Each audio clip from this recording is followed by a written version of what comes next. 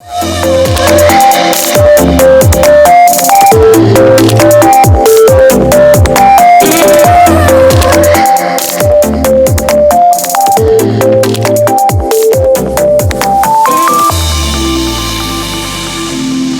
African e-commerce scene has had a lot of players in the past years.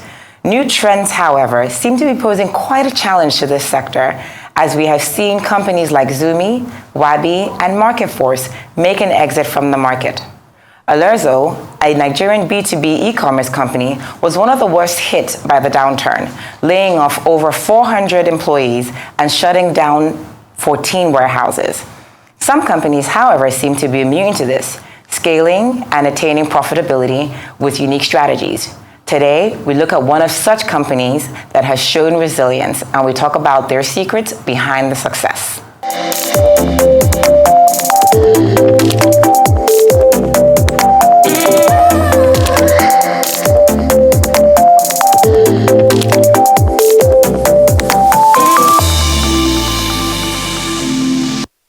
Hello and welcome to Tech into the Future, where we talk about everything that's happening in technology and how it affects you. My name is Ngozi Maduka-Dozie. I look after Android partnerships for West Africa at Google. And my name is Tomiwa Aladikomo. I'm the CEO of TechCabal, a digital publication that's been covering African tech for the last decade. Alongside Ngozi, I will be your guide into the world of tech in Nigeria, Africa, and the world.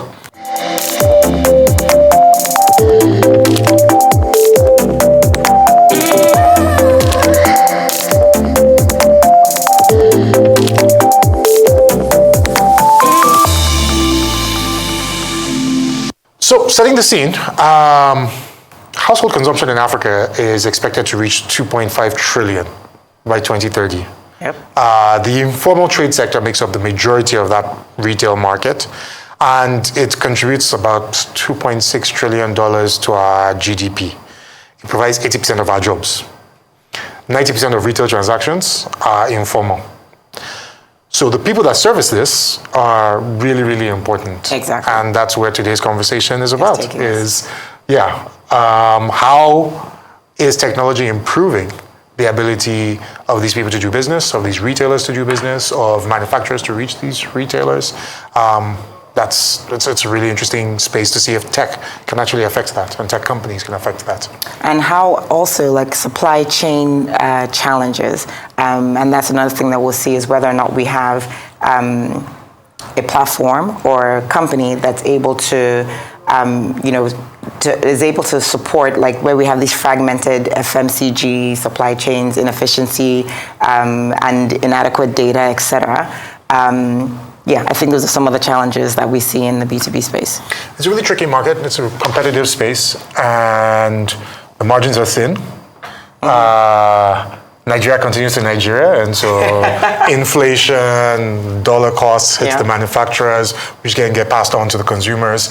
And so it's an interesting thing. I'm definitely keen to see what's happening in that space, how sort of like the commerce companies that are now playing in that space are able to sort of make it more efficient, how they're facing these challenges, these very, very real challenges. Especially for the little guys, right? Because truly options are two. You're either going to just try and manage a broken supply chain system, or you build your own.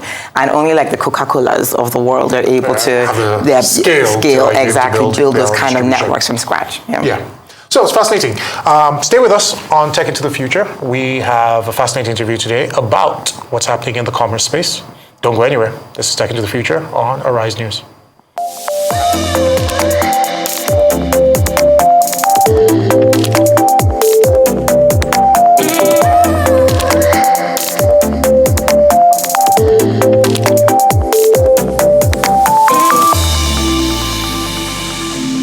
Welcome back to Tech into the Future on Arise News. Present in over 12 cities in Ghana and Nigeria, OmniRetail provides retailers with a fully integrated digital platform. Retailers can purchase and restock conveniently over 200 product brands, such as Coca-Cola and Nestle, through the OmniBiz app. Today's guest is the Chief Operations Officer of OmniRetail, a seasoned executive renowned for driving operational excellence and fostering business growth. Wale's visionary leadership and strategic acumen has played a pivotal role in OmniRetail's evolution, propelling the company towards its position as a market leader in B2B e-commerce. Welcome to the show, Adewale, Adisa. It's great to be here. Nice. Welcome, Adewale. It's good to have you. Thank you very much. I know a little bit of OmniRetail's sort of history and background and evolution. You guys now you have over 120,000 retailers on your platform, and you're generating $124 million in annual net merchandise value. Yes, we are. We're going to have to explain annual net merchandise value for the audience in a little bit. Or actually, we'll explain it now. Essentially, that's how much business passes through their platform. So that's not necessarily revenue. It just means that, you sell $124 million of Coke, Nestle through your platform. Exactly. Okay. It's pretty big numbers. How did you guys get there? Can we get a bit of background, a bit of history? Well, I mean, we been around for a couple of years, and what we want to do, basically, is we believe that the future for retail in Nigeria, in Africa, is digitizing what is informal trade. Those small shops that we all grew up with. And the reason why those shops don't grow is they don't have access to capital. They have limited access to assortment of products.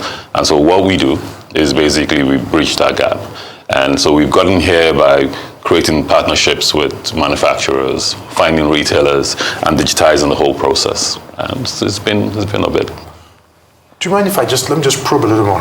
Sure. Which is, so you are replacing the guy with this little mom and pop store going to the market and buying themselves, or calling their supplier who then delivers to them on a regular basis. Is that kind of right?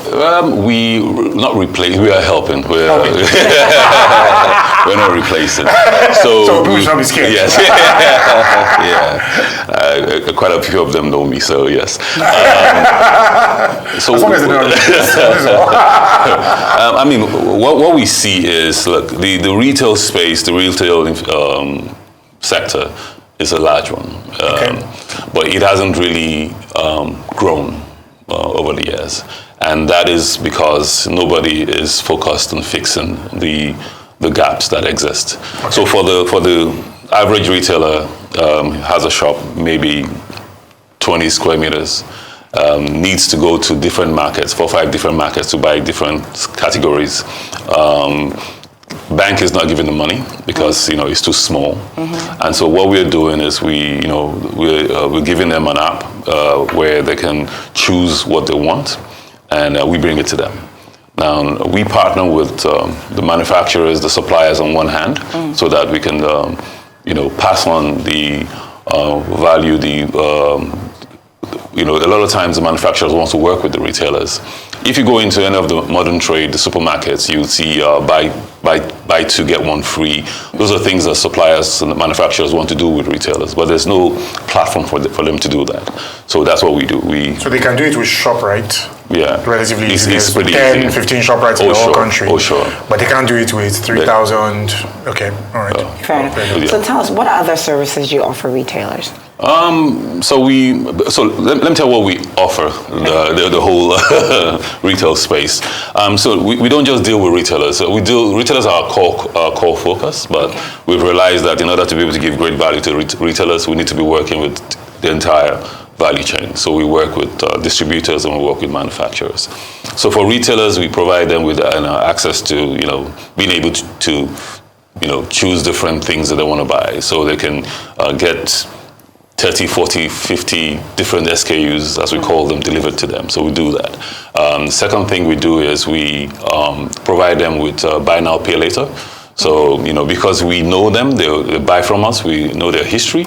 It means that when the retailer says, look, I have 200,000 naira, I really want to buy 300,000 naira worth of goods. We are able to provide him that, not as cash, but as products, right? We have less than 0.5% defaults on that, and it's It's because we know these guys. The other thing we do is we also provide growth services to them. Access to data that lets them know what moves, what doesn't move. Okay. Now with distributors, we provide them what we call digital management services, where they are able to manage their stock, and we also provide them buy now later, so that they can buy things from the suppliers and the manufacturers that they are distributing for. And for manufacturers, the amazing thing is these guys most times do not have visibility into what's happening in the retail stores. Right. And so we provide that for them. So that's a mix of what we do. Fantastic. So you've mentioned you're doing a lot of this through an app. You're providing people an app. So that presumes that all your customers, whether retailer, manufacturer, distributor, are digitally connected. I would like to say yes. Yeah. I would so love to say yes to that. So straight face to say yes. You know what? Yeah. I love that, because one of the things about talking about tech in Africa and Nigeria is tech. Does everybody have smartphone? Does everybody have data? Whatever. So what is the reality of that? Okay, so the reality is a lot of the distributors, a lot of the retailers do have phones. Okay. A lot of them do use technology. The good thing is WhatsApp is kind of introductory for everybody, so everybody uses phones. Everybody uses their WhatsApp. And when they see enough value to using your app, they will use it. And so we've seen significant uptake. And then some things have happened. Demonetization last year pushed a lot of people to using it. And it also helped increase, for instance, the use of OmniPay, which is our embedded finance product, which enables the retailers receive money digitally. So that also helped. So yes, quite a large number of them do use the app. I would say some are still very traditional and would still prefer to call. So you're able to service those people. We are able you have a number for them to call. Yeah, we have a number for them to call. We're able to service those people. For the distributors, that is, that works well. Most of them, all of them use the app. Computer platform or whatever it is. Sure. Okay, all right, fair enough. So essentially, along the road of digitization, what percentage of your customers would you say don't have a smartphone or are using phone calls rather than an app? So that's I would say about 25%. Well, so they do, and sometimes they don't. So it's today they are tomorrow. But you find that a lot of them, because our major focus is, look, the reason why we want them to use the app is not just because we want to say we're a tech business. It's because it's just easier for them to use, and then we're able to pass a lot of value. So, for instance, for when our customers use the apps, some of our partners, right, want to reward people who buy from them. So, for instance, assuming that you make chin-chin, and you're saying, look, for everybody that bought 5 cartons of chin-chin, I want to give them something. So through the app, we're able to digitize that offering. So they get it immediately. Just automatically add an extra pack of chin-chin Exactly. So all those kind of things we do has significantly improved the usage. And are you doing anything to incentivize your customers to actually use the app? So for instance, even just helping them, because you're doing buy now, pay later, would you do that for smartphones for them if that were ever the need? For them to get smartphones? For them to get smartphones. I mean, we would, but the truth about it is a lot of them do have the phones. That's the honest. I mean, some of them do not, and we also look.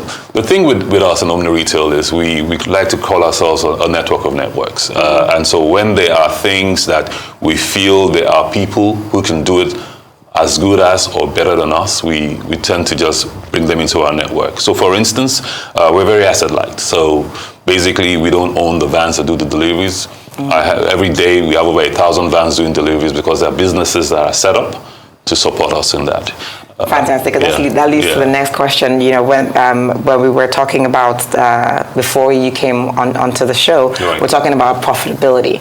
So that's an interesting question. Exactly. So tell us a bit about the journey and how you're able to maintain profitability in the face of the changing market. Oh, great. We are the first on the continent in the space that we are to be profitable. We've hit that since November last year, about 9% gross profit, 5% net contribution profit.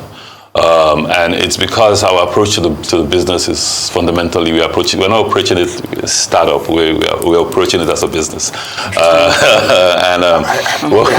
behalf of startups, we're a startup, but you know what I'm saying. What I mean is we are, look, it's a business, we're in an area that is very operationally intensive.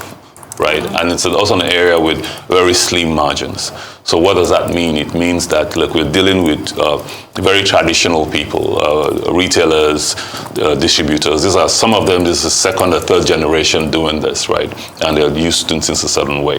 And so we're looking at everything. We're saying, look, okay, how do we improve margins, right? We do that by, making sure we are partnering with distributors. I mean, with suppliers, with manufacturers. So some other people who go into this place and are not into partnering. They will look, we're buying and they're selling. We are about partnering. We're working with manufacturers, ensuring that because we are creating value for them, we're getting better margins. We're looking at our supply chain network, right? We're looking at how do we optimize a 1% improvement day by day. It really means a lot. So we're looking at our logistics. We've got partners who work with us. We're looking at where goods are kept. We have a franchise system called Omni Hubs, where we have about, I think, 22 of those across the country, and we're looking to grow it to about 100 before the end of the year, who will also ensure that we are close enough to retailers so that the distance we're traveling isn't so much. And we're looking at even how we generate demand. So basically, rather than having an army of people out there knocking on doors trying to, we're saying, look, we have retailers who use the app to generate demand for by themselves. So all of those things are the things that have arrived, that have gotten us to where we are, the model and the ruthless execution to ensure the margins stay good. Very, very interesting. Efficient. And how does the changing economy affect that, though? So she kind of asked that, but How does it change the economy? So the thing is, let me think of some of the things that happened recently. The almighty dollar. So what happened with that was, look, we deal with manufacturers who manufacture locally. Yes, the prices change because and so over the last 2-3 months we've seen prices go up, and then we've seen prices start coming down. And so when prices went up, yes, the ability of the average person to buy reduced. And so what we do is we look for value brands that, can fill the gaps. We also, because we get a lot of data from our retailers, we're also able to engage with our partners because we're really into this partnership thing. And for some of them, what they've done, based on what feedback we've given them, is, reduce the size of their offerings. Okay. Some of them, as so it maybe used to be like 4 biscuits in a pack, is now 3, but same price. It's tough for consumer, but there's a price. They can afford it. Yeah, but there's a price point at which consumer will buy, and yes, so it's been things like that. But it's been good. It's been good. And what do you foresee, like, the next 5-10 years of B2B and e-commerce industry would be in Africa? I think it's going to be amazing. Look, there's disconnectedness in the retail space. There is so much value. It's only in Africa, mostly, where retailers pay ahead for products. In most places, especially where modern trade is, it's usually credit. So we see a world where a lot more credit, and that's already happening with us, to our retailers through our platform, where manufacturers are beginning to extend credit to the retailers, small retailers, so that they're able to buy more. A lot more support to the retailers. Some DFIs, the Bank of Industry, for instance, is lending money to the retailers through us. So we see significant growth. We see significant growth in local manufacturing because usually what differentiates manufacturing is distribution, and so with the B2B e-commerce, what we do, it would become access becomes better. So let me ask you a question. It's interesting, for most of our audience, when they think about sort of like e-commerce play. Yes. They think Jumia, big websites, you can buy anything, send it to your house. And I know a few players in this space. The evolution of B2B commerce has been kind of an interesting one. So how did you guys come to this play, and how does it differ from what people think of as commerce, which is e-commerce? Right? Yeah. So I worked in Conga. I was I was a chief fulfillment officer. Chief fulfillment officer is a title anyway. I was a chief fulfillment officer in Conga, and the difference is I think. So while there's space for e-commerce B2C, individuals buying, I think it's really more of a want than a need. In the sense that, in B2C, you choose to buy X. It's usually stuff that you could walk into a shop or a store. It's not significant. It's not, my English has failed me, but it's not critical to your well-being, to your livelihood. With B2B, it's critical. It's to you, your ability to. The fact that a lot of B2B companies have come, some have gone over the past few years, has given retailers more visibility into pricing. They're able to buy better. They're able to buy broader. They're able to grow. Right. Okay. So I was trying to understand what you were saying there. So your point is that you're an essential service to your customer being the retailer, right. Whereas Jumia or Conga to their customer, which is the end customer, may or may not be essential because, sometimes you're buying something that is essential to your life, but I guess sometimes you're buying a big TV because it's Good Friday. I wouldn't put Black Friday that way. I know a lot of people in Jumia and Conga, they know where I live. But you seem to be quite worried for your safety.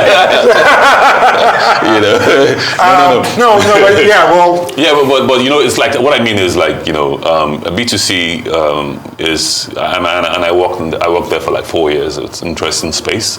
And there are a lot of businesses that, a lot of vendors, a lot of people who grew their businesses, who have grown businesses off the back of that. I'm just saying that why B2B is separate, is different, it was really COVID that really accelerated B2B in this country. Because during that period of time, it became very clear that, look, there are some things that we as human beings, we need every day. We need food. We need to buy, things that are, and so the ability for those retailers to be able to purchase very conveniently and to have support is critical, and I think it's something that will make it keep on growing. Fantastic. So from Lagos to Kaduna, OmniRetail is in.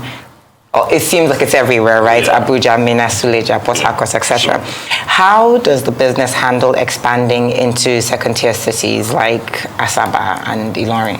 Oh, we're in Asaba and Ilorin, actually. We're opening up Shagamu this next week, I think, Shaki. And so yes, the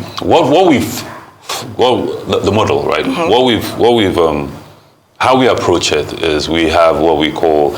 We look for, there's a really fancy word my people use, but we look for density.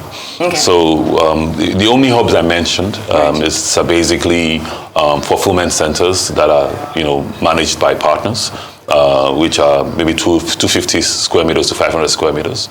So, for instance, in somewhere like Ilorin, we have one there. We've activated. Basically, that means we've gone into Ilorin. We've identified 500, 600 retailers. We've told them about the value that we bring. We've gotten them to download the app. They've done their validation, their verification. We know who they are, and we'll go live. Did you say 500, 600 retailers in Ilorin?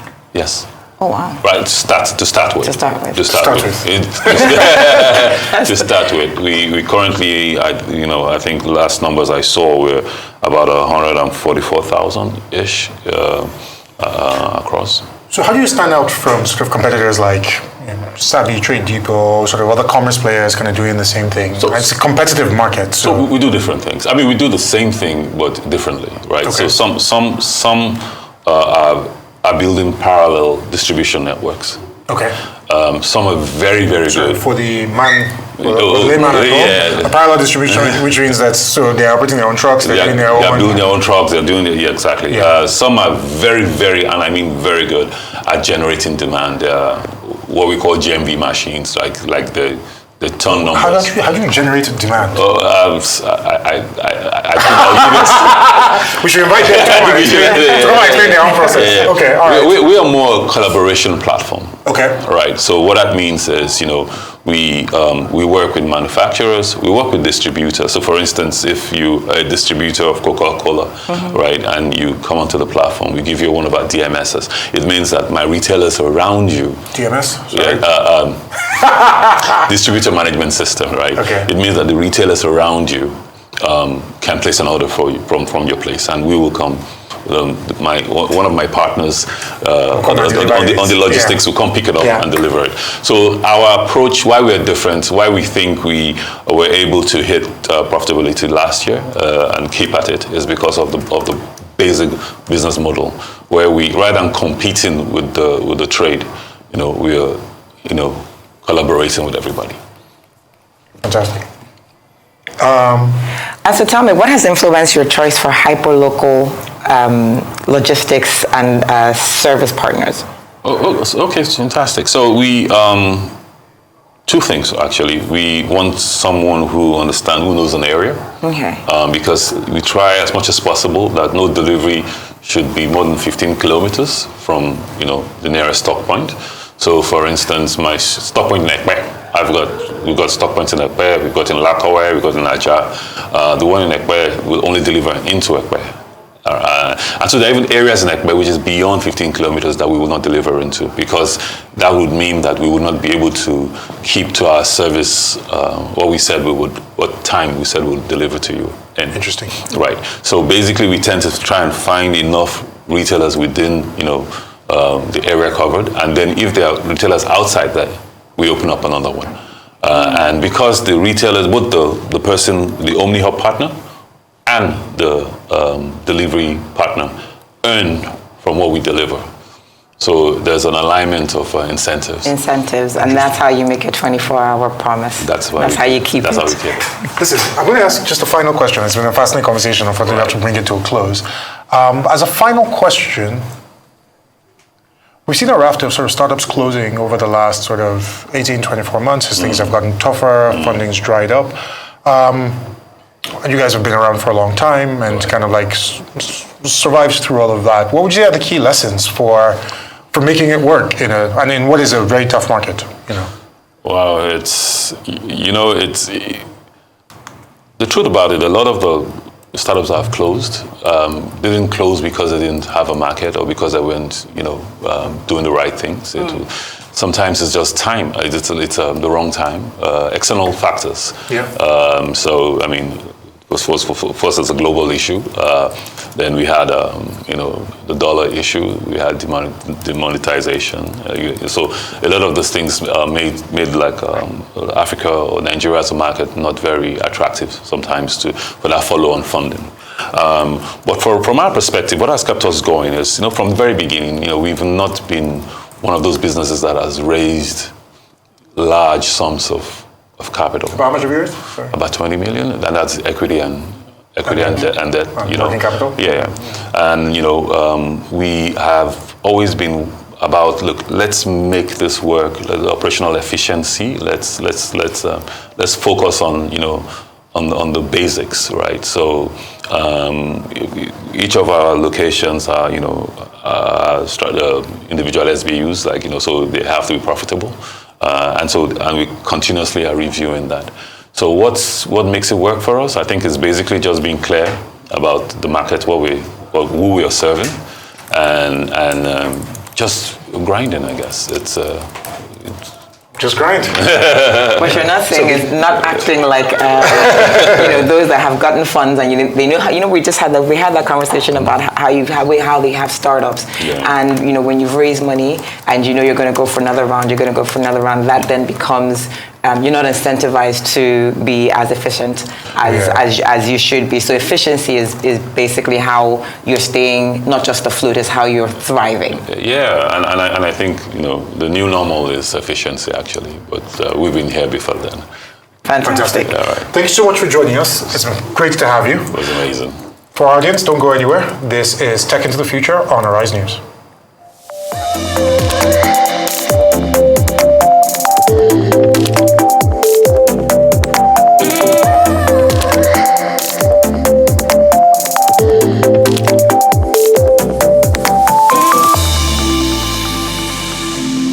Thank you for staying with us at Tech into the Future on Arise News. We just had quite the interview with Wale Adisa. It's a really good business. I really enjoyed it. I think a really important point in terms of building startups and of the technology space is that you build something that actually serves a real need. Yes. And so they're a dogged company. They've been around for a long time. They've pivoted a number of times. Where I like that they found a space where they offer something that is essential.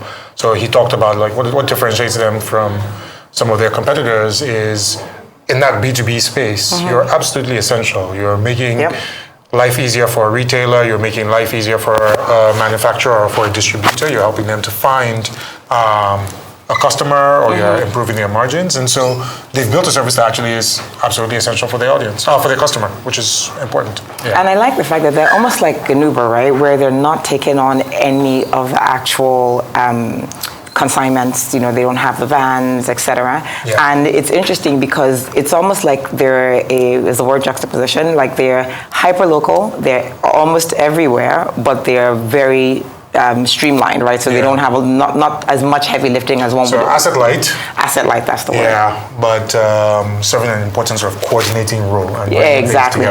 No, I think it's really interesting business. I like his point about sort of credit as well. Yes. And yeah, that's a major thing, right? Because again, these issues continue to repeat themselves. I don't know if you remember when we were talking about agriculture and farming, and what was the issue is credit, right? Just being able to extend credit to people that they probably don't have a credit score or credit record, and because these are their customers, they understand what their potential is. You understand what they're buying, what their buy rate is, what their sell rate is going to look like, so they're able to extend credit to them.